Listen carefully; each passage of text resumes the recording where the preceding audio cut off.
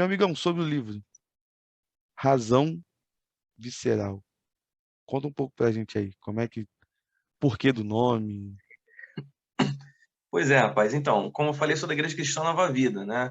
Liderado pelo bispo Walter McAllister. E o bispo Walter é filho do bispo Roberto McAllister, né? Muito conhecido missionário canadense, né? Que inaugurou aqui a Igreja Cristã Nova Vida, pioneiro, evangelização, né?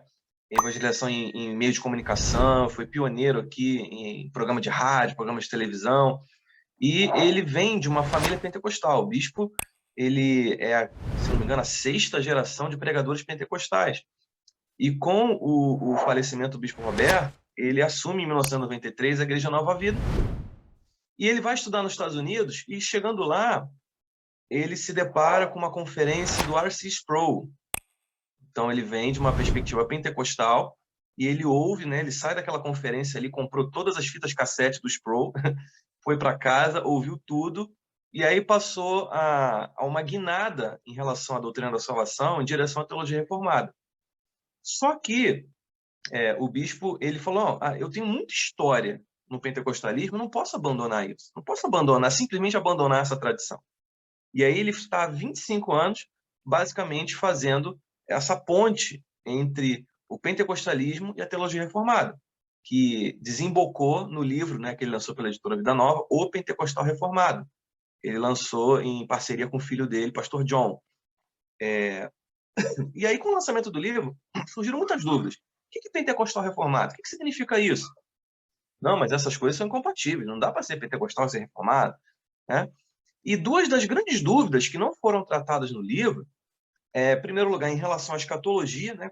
Como o pentecostal reformado pensa no fim dos tempos, e, a segundo ponto, como é que é o culto pentecostal reformado?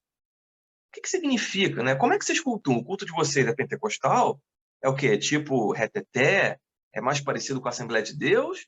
Ou é um culto reformado? É parecido com o presbiteriano?